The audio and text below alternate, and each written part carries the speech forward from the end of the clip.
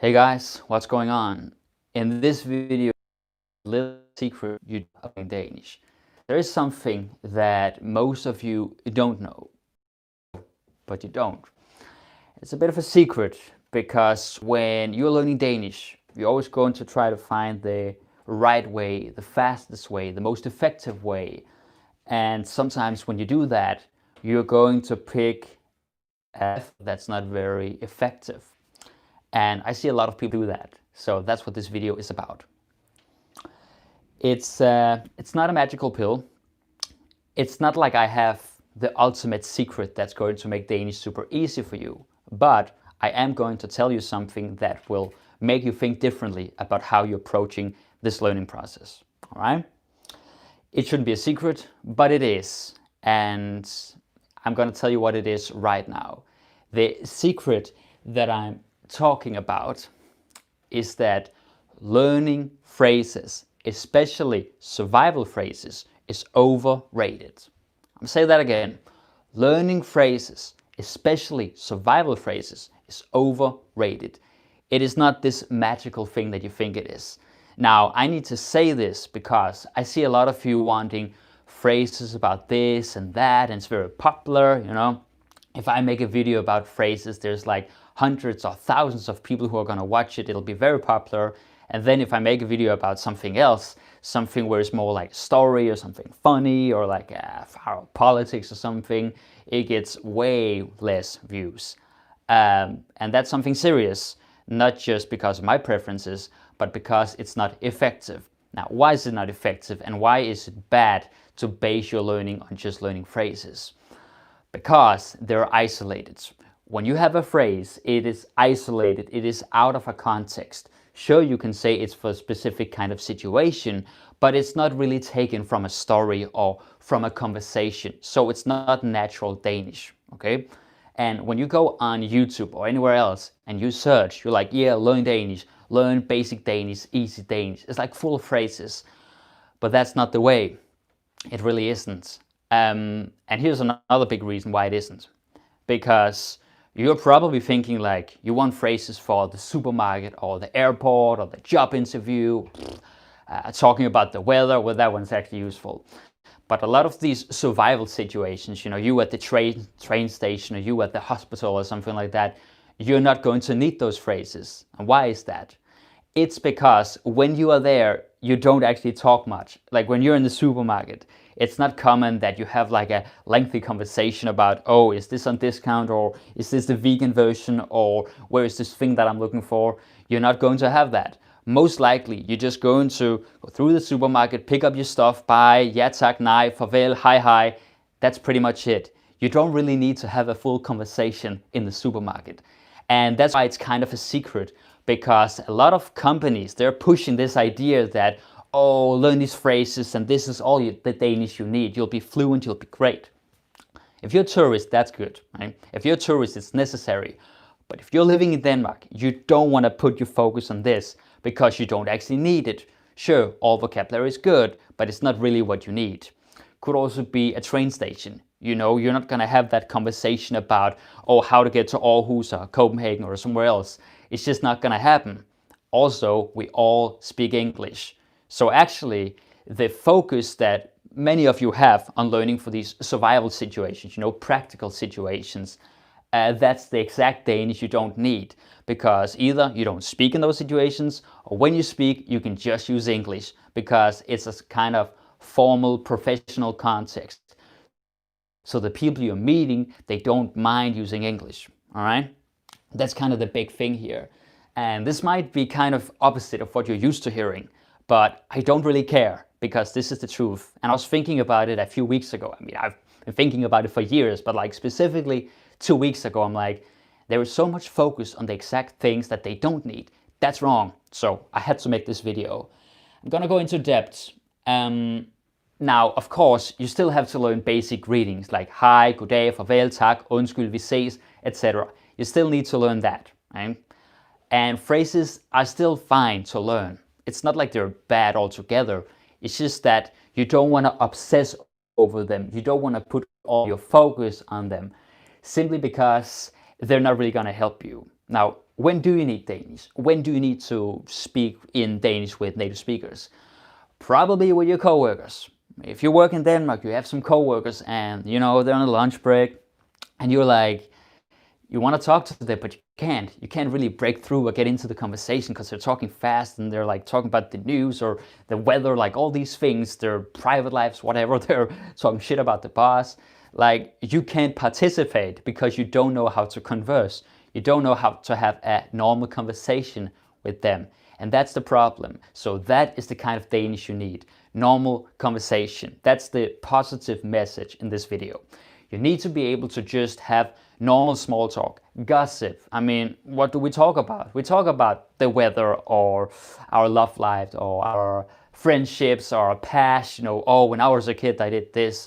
What our plans are. Oh, I'm gonna do this thing next week. And oh my God, I didn't get my salary yet. Yeah, all these things, normal everyday stuff. That's what we talk about. I promise you, you will not have so many conversations where you talk about the discount in the supermarket or the ticket price somewhere or even emergency. Let's say you've been robbed and you want to call the police. You can scream help and we'll get it. You don't have to have like a long description ready. All right. So that is when you need Danish. Or when you're meeting your boyfriends or girlfriends or husband or wives, parents or children or friends.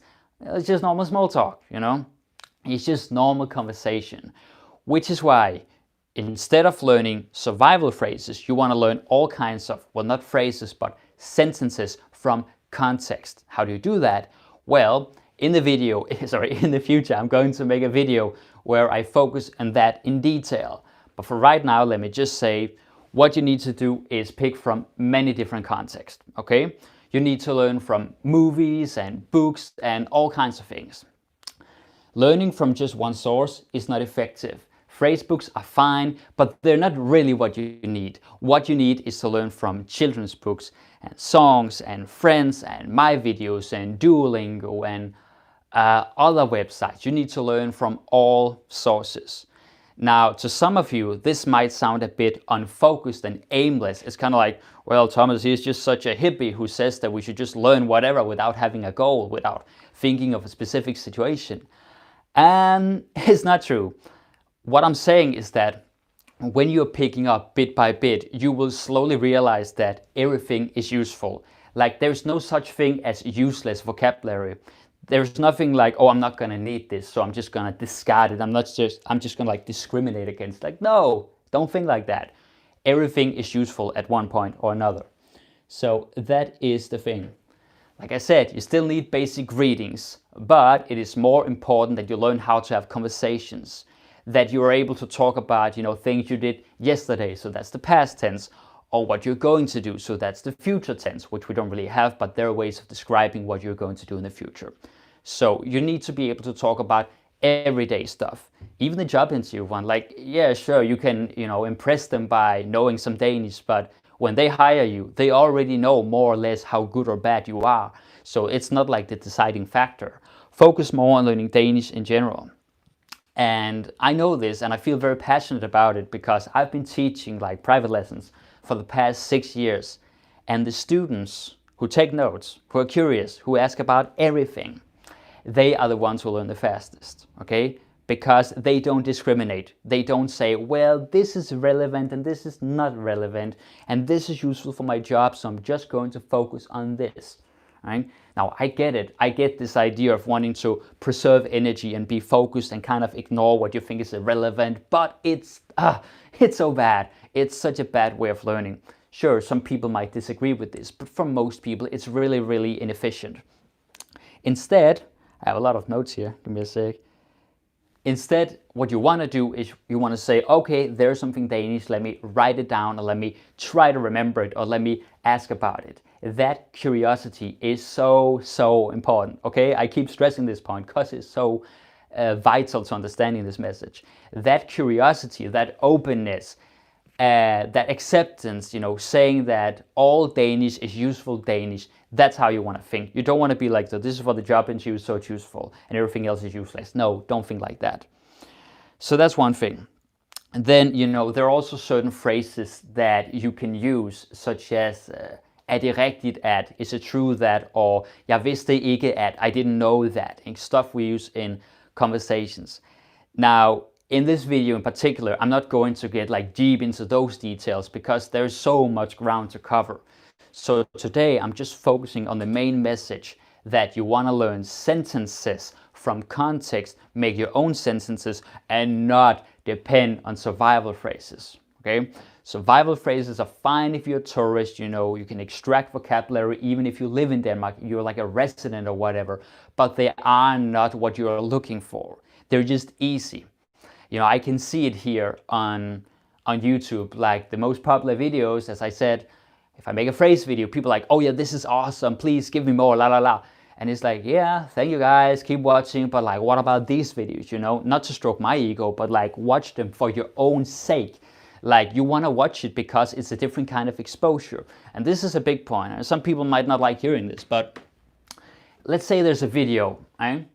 Let's say there's a video and it's not really your thing. You think it's kind of silly. You're like, but he's talking to a rabbit, or like they're just talking over the phone. They're just having jokes or whatever. I'm not going to use that in my own life. It's like, you will use that vocabulary. So stop this thinking of being like, well, I want the exact sentence. Like, no, I'm really serious about this.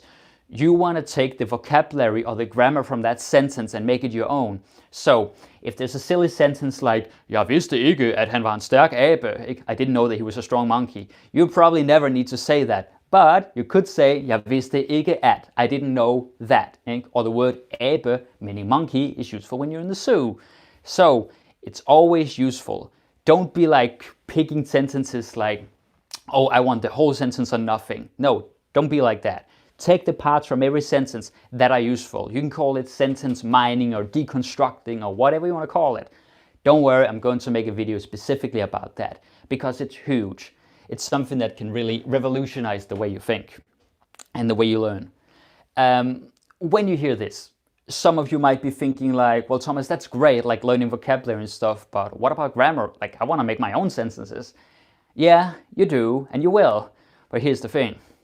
Learning grammar is very good. I always recommend it, like Duolingo, or have a private teacher, or have a textbook, something like that, you know? It helps. But it also helps when you just see a lot of sentences. Because when you see a lot of sentences, you are slowly going to pick up on what we say. You will gradually copy it. How do I know this? Well, first of all, because I've been teaching for more than half a decade. And second of all, because when I learned Spanish and Japanese and even English as a teenager, I learned so much from just like reading and listening and just absorbing in general. I didn't think about the grammar. When I was 13, I was learning English from The Simpsons, you know, and granted, I did walk around and say some weird things, but it doesn't matter because all you need is like natural speech, natural conversation, and you'll get that. And then, you know, you can slowly copy it and replace it with your own words. It's so powerful. It is much more powerful than phrases because ideally what you want to have in your own brain and your memory is such a huge archive and collection and arsenal is what I'm trying to say here, where you have like pre-made sentences, but you can like replace the verb with something else, replace the noun with something else, turn it into a question or turn the question into a statement. That's how you want to do it. That is the real way. Now, of course, there is some vocabulary that is not so useful. Like if it's very obscure, like old-fashioned, very slangy, yeah, admittedly, you're not going to need that so much. But for the most part, everything is useful. Eh? And you want to soak it all up. Eh? You want to say, this is Danish, that means I can use it. Maybe I'm not going to use it right now. Maybe I can't make money from it. Maybe I don't need it tomorrow. But sooner or later, it will come in handy. And trust me, it will. Because as I often say here in these videos, I have been a language student myself, you know, and I remember when I was learning Japanese in the beginning, I would also try to cheat. I was like, I don't want to learn grammar, that's boring. I don't want to like make my own sentences, that sucks. Just give me slang, just give me phrases. So I understand your curiosity, or your, I should say, your impatience. You know, you're kind of in a haste or in a rush, where you just want to get to the finish line. You just want to like jump into that. You know, you want these phrases that are already made because then you don't have to make mistakes. You know, you can just memorize them and go out and use them, and that's all fine. But it's not the can-all, be-all. Like it's not the end. It's not the end game, if you will. It's not high-level Danish. Also, when you only use phrases, you're going to sound textbook-like. You know, like, hvor er det godt vejr i dag is correct, you know, it's so good weather today. But you could also say like, vejret er fantastisk, eller vejret ligesom det skal være, like it's just the way it should be. Right?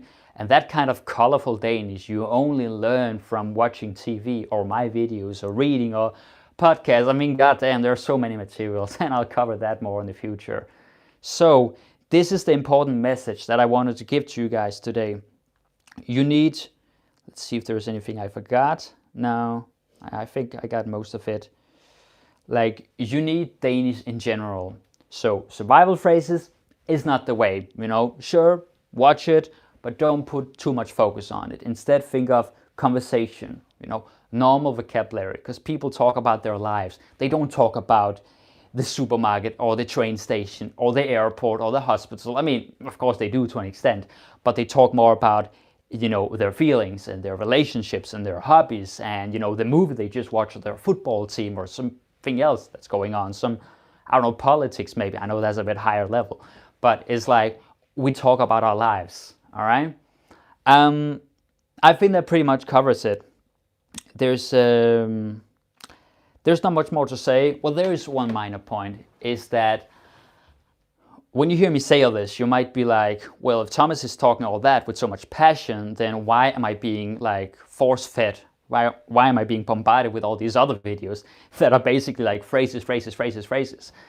I'll tell you why, because it's good business. It's very good business. See, I make phrase videos to kind of pull you in or draw you in or whatever you want to call it. You know, it's good, you know, get you started, but it's not the end goal. Many companies, they only focus on that.